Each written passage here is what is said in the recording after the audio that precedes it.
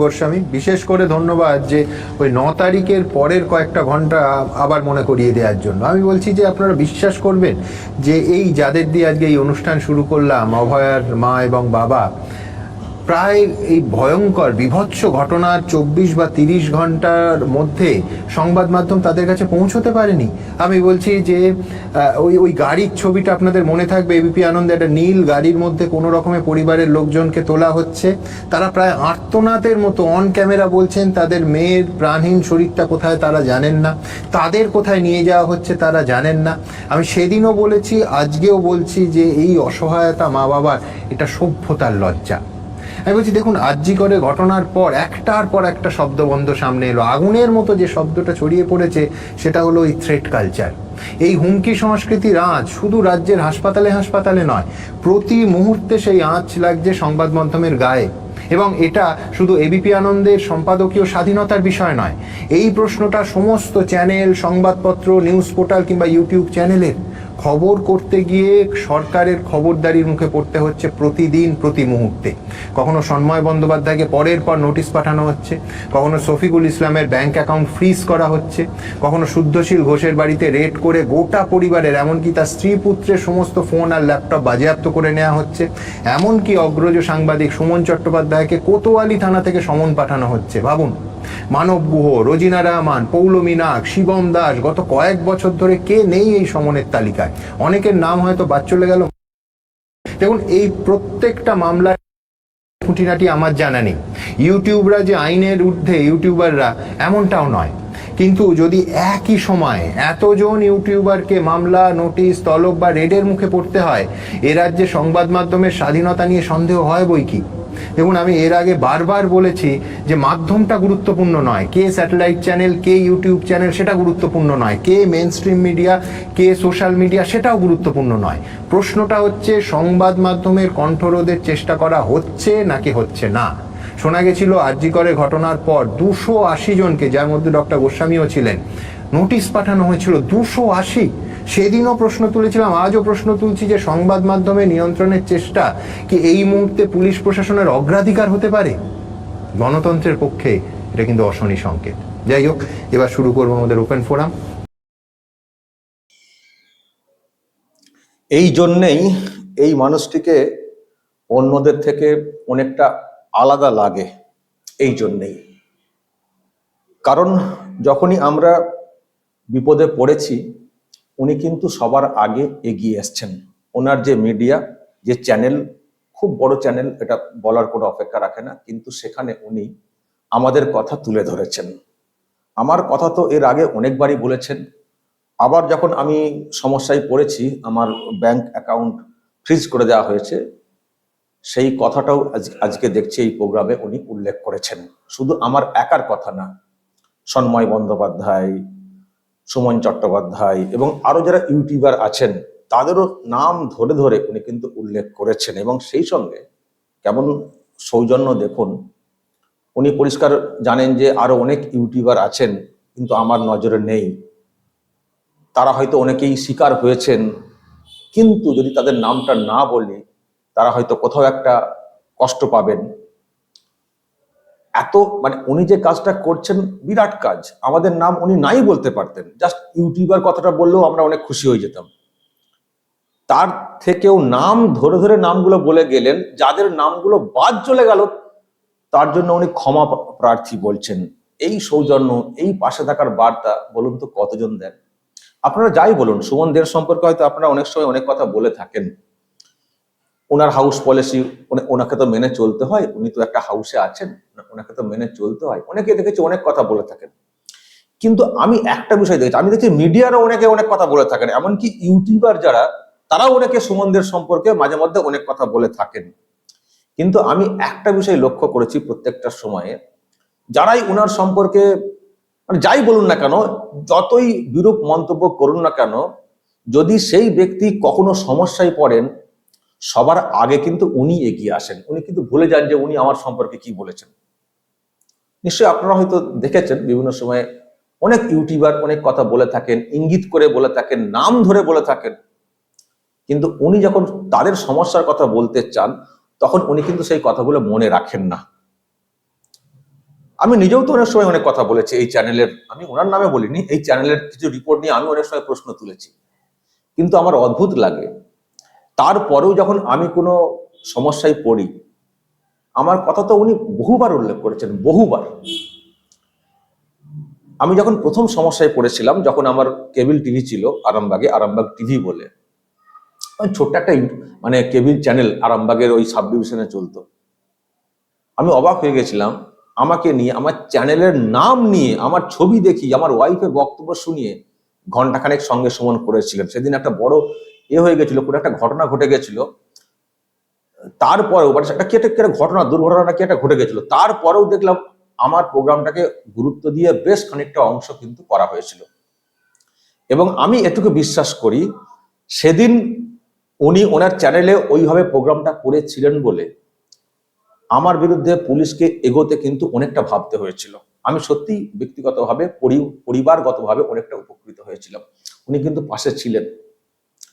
সেটা মানে 2020 সালের কথা বলছি। তখন কিন্তু উনি তখনই বলেছিলেন যে কে ইউটিউবার, কে মেইন স্ট্রিম মিডিয়া, এটা বড় কথা না, কথাটা হচ্ছে সংবাদ মাধ্যমের মানে উপরে এই যে চাপ, হস্তক্ষেপ করা, কণ্ঠরোধ করা, যেখানেই এটা হবে সেখানেই আমার চ্যানেল, আমার আরামবাগ এই এবিপি আনন্দ গর্জে উঠবে। এই কথা কিন্তু সেদিন বলেছিলেন।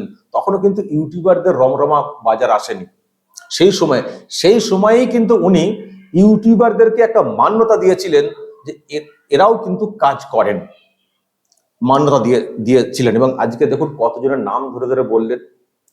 যারা ইউটিউবার, আমাদেরকে তো অনেকেই তুচ্ছ তাচ্ছিল্য করেন, তবে হ্যাঁ, উনি আর একটা কথা বলেছেন যে ইউটিউবার মানেই যে তারা আইনের ঊর্ধ্বে, সেটা না। সেটা আমিও মানি। আমি যদি অন্যায় করি, আমি কখনো বলবো না আমার অন্যায়টাকেই মানে মানে অন্যায়টাকে ঢেকে দিয়ে আমাকে প্রমোট করুক, আমি সেটা কখনো বলবো না। আমি নিজেও মানি যে ইউটিউবার মানেই সৎ, তারা কিছু অন্যায় করতে পারেন না, তারা কোনো আইন ভাঙতে পারেন না, বা তারা আইন ভাঙলেও তাদের বিরুদ্ধে কিছু বলা যাবে না, এটা আমি নিজেও বিশ্বাস করি না। আমি অন্যান্য যারা ইউটিউবার তাদের ক্ষেত্রেও বলি। এবং যখন কোনো ইউটিউবার সমস্যায় পড়েন, আমি কিন্তু একটা কথা বলে দিই যে যেভাবে অত্যাচার চলছে, আমি কিন্তু তার প্রোটেস্ট করছি। যদি দেখি যে ওটা ওনার ব্যক্তিগত বিষয়, খবরের জন্য না, তাহলে কিন্তু আমি যাব না। আমি তখনই সাপোর্ট করব যখন দেখব খবরের কারণে ইচ্ছাকৃতভাবে হেনস্থা করা হচ্ছে, তখনই কিন্তু আমার প্রোটেস্ট হবে। কেউ যদি সত্যি অন্যায় করে থাকেন, আবার খবরের মধ্যে যদি সত্যি কেউ অন্যায় করে থাকেন, সেটা আইন মোতাবেক ব্যবস্থা চলবে। আমাদের গর্জনটা কোথায় হয়? যখন দেখি ইচ্ছাকৃতভাবে হেনস্থা করার জন্য, কণ্ঠরোধ করার জন্য ব্যবস্থা নেওয়া হচ্ছে, তখন প্রতিবাদটা। উনিও কিন্তু সেই কথাটাই বলেছেন। কিন্তু প্রশ্ন, এই কথাগুলো কজন বলেন? উনি যে কথাগুলো বলছেন, বলে যাচ্ছেন নাম ধরে ধরে, আমি তো বলবো আমাদের প্রত্যেক ইউটিউবারের গর্ব হওয়া উচিত যে এইরকম একটা চ্যানেল, 1 নম্বর চ্যানেল, আমাদের নাম ধরে ধরে পাশে থাকার এইভাবে বার্তা দিচ্ছেন। এইভাবে কথাগুলো বললে শাসকের কানে তো পৌঁছায়, বিষয়টা শাসকের কানে তো পৌঁছায়। এবং ইউটিউবাররাও যে একটা মানে পার্ট, সেটাকে যে বলা, এটাও তো কত একটা মান্যতা দিচ্ছে আমাদেরকে। যতই আপনারা এবিপি আনন্দের পলিসি নিয়ে, খবর নিয়ে প্রশ্ন তোলেন, সে আপনাদের প্রশ্ন থাকতে পারে, কোনো খবর নিয়ে আপনাদের মনে বিরূপ প্রতিক্রিয়া থাকতে পারে, কিন্তু অ্যাজ এ ইউটিউবার, আমি এখন আমার নিজের কথা ভেবে বলছি, আমাদের কথা ভেবে বলছি। কজন বলছেন বলুন তো? মেইন স্ট্রিম মিডিয়াতে চ্যানেলের লিডিং পজিশনে তো অনেকেই আছেন, কতজন বলেন এরকম একটা বড় শোতে? কজন বলেন? আমি সেই জন্যই বলছি, এই মানুষটিকে এই জন্যই অন্যদের থেকে অনেক বেশি আলাদা মনে হয়। যে যখন আমরা সমস্যায় পড়ি, যে মতের বিশ্বাসী হই না কেন, কিন্তু উনি সবার আগে পাশে এসে দাঁড়ান। আজকে তো আমি টিভিতে এটা শুনলাম, আমি এর আগেই ওনার কাছ থেকে একটা ভায়া বার্তা পেয়েছি যে আমার ক্ষেত্রে যা হয়েছে, মানে উনিও ব্যথিত, কষ্ট পেয়েছেন। কারণ উনি কোথাও ফিল করেছেন যে একটা ব্যাংক অ্যাকাউন্ট ফ্রিজ করে দেওয়া মানে পেটে লাথি মারা। আর আমি তো বলি দিচ্ছি, আমার ওটাই একটাই অ্যাকাউন্ট, সব টাকা ওখানে। এই যে ইউটিউবে টাকা ঢুকেছে, বলতে মানে ওখান থেকে খবর এসে গেছে, হয়তো ব্যাংকে ক্রেডিট এখনো হয়নি মনে হয়, কিন্তু ওখানেই তো ঢুকবে, তা আমি টাকাটা নেবো কি করে? ফলে এই যে মানে কষ্টটা, উনি তো আমাদেরকে নাই ফিল করতে পারতেন, কি যায় আছে আমরা কে কোথাকার ইউটিউবার। কিন্তু এই যে কষ্টটা উনি শুনেছেন, শুনে আমার সঙ্গে ডিরেক্টলি কথা হয়নি, কিন্তু ওনার খুবই কাছের একজন মানুষ, তাকে উনি বলেছেন, এবং তাকে বলে আমার কাছে বার্তা দিয়েছেন যে বলো যে জানি এরকম কষ্ট। মানে এটা কজন করেন বলুন তো? কজন করেন পাশে থাকার এইভাবে? শুধু চ্যানেলে না, ব্যক্তিগতভাবে আমার কাছে বার্তা পৌঁছানো যে ওর জন্য খারাপ লাগছে। পাশে আছি। কজন বলেন? আমি সেই জন্যই বলছি যে এই মানুষটিকে আমার এই জন্য না অন্যদের থেকে অনেক আলাদা মনে হয়। আমি কখনো ব্যক্তিগতভাবে এই মানুষটির সম্পর্কে আমি কখনো কিছু বলতে চাই না। আর আমার একটাই সৌভাগ্যের, ওনার যেখান থেকে কাজটা অনেকটা উনি এগিয়ে নিয়ে গেছেন শুরুর দিকে, অভিজিৎ দাশগুপ্ত, আমারও গুরু অভিজিৎ দাশগুপ্ত, যার হাত থেকে শেখা। এখন ওনারা মেন স্ট্রিম মিডিয়া চালাচ্ছেন, ওনারা অনেক বেশি ব্যাকরণ মেনে কাজ করেন, কিন্তু এখন তো মিডিয়ার ব্যাকরণটাই সব পাল্টে গেছে। আমরা ইউটিউবার হয়ে হয়তো আমরা সেসব ব্যাকরণ মানতে পারছি না, আমরা হয়তো একটা স্রোতে ভেসে যাচ্ছি ডিমান্ড অনুযায়ী। আমরা হয়তো সবটা ওই মেন স্ট্রিম মিডিয়ার যে ব্যাকরণ সেটা মানছি না, কিন্তু আমরা যে পথে কাজ করছি এটা একটা পার্ট হয়ে গেছে, এটা একটা আলাদা সিস্টেম চলে এসছে, একটা আলাদা ফরম্যাট চলে এসছে, সেইভাবে আমরা কাজ করছি। ফলে দুজনের কাজের ধরন নিয়ে হয়তো প্রশ্ন আসতে পারে, কিন্তু এই যে সকলকে গুরুত্ব দেওয়া, আলটিমেটলি হচ্ছে সংবাদ মাধ্যম তার কণ্ঠরোধ হচ্ছে কিনা সেটা দেখা এবং সেটা নিয়ে বলা। কজন বলেন? আমি আবার বলছি, কজন বলেন? কজন বলেন? আর এই মানুষটির সম্পর্কে আমি অনেক আগে বলেছি, শুনতে হয়তো একটু খারাপ লাগবে যে সুমন দেখে না অনেকে আমরা বলে থাকতাম যখন আমরা অন্য মিডিয়ায় কাজ করতাম, সুমন দে হচ্ছেন আলু। আলু হয়তো হয়তো আপনাদের মনে হবে আলু মানে খুব সস্তার জিনিস। না, আলু বলার আলাদা একটা গুরুত্ব আছে। আলু এই জন্য বলতাম যে এই মানুষটিকে যে কোনো জায়গায় দিয়ে দেবেন প্রোগ্রামে, যে কোনো জায়গায়।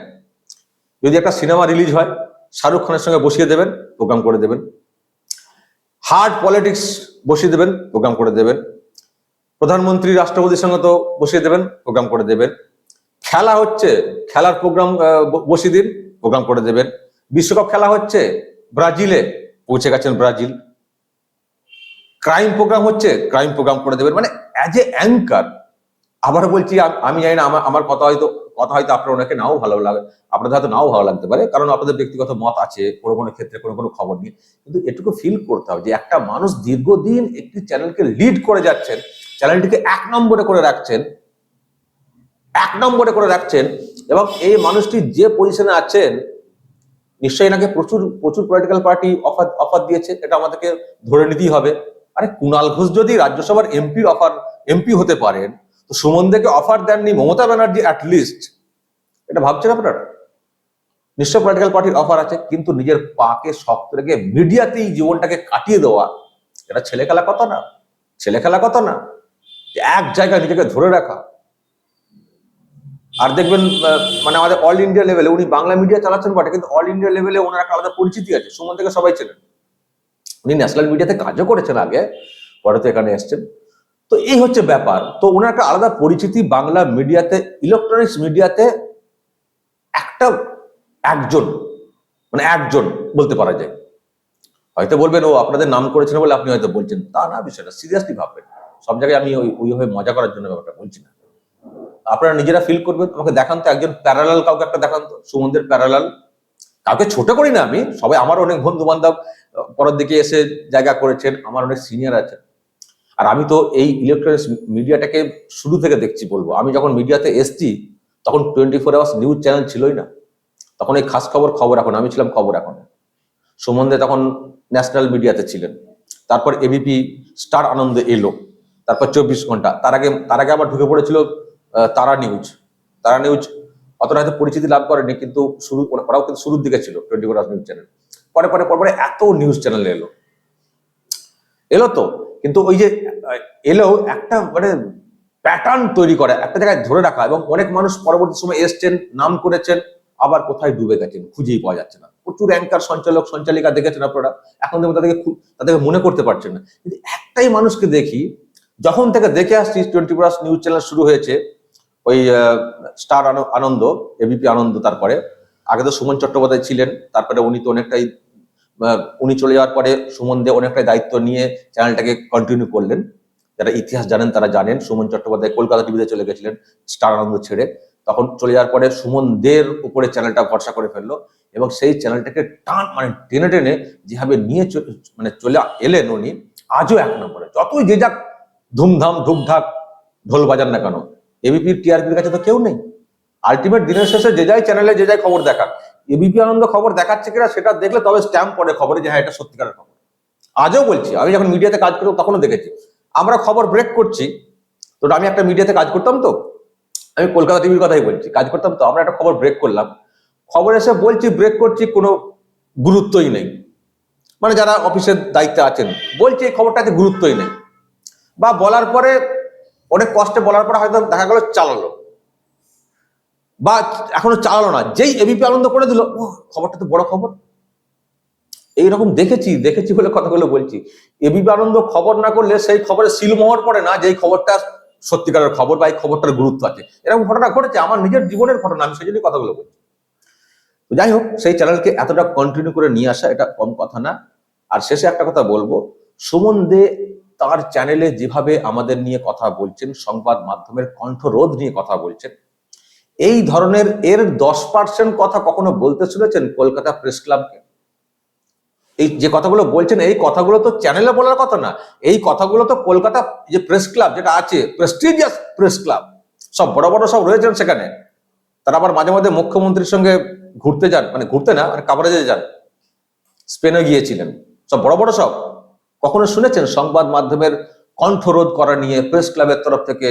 মানে আমি ইউটিউবার সবার নিয়ে কথা, ওই কিছু কিছু ক্ষেত্রে হয়তো বলা হয়, সে অনেক কষ্টে বলা হয়, কিন্তু এই যে যেভাবে অ্যাজ এ হোল বলছেন, মিডিয়ার কণ্ঠরোধ, ইউটিউবারদেরকেও তার মধ্যে যুক্ত করছেন, আরো অন্যান্য অত্যাচার নিয়ে কথা বলছেন, এই রকম কথা কলকাতা প্রেস ক্লাবের তরফ থেকে কখনো শুনেছেন বলতে?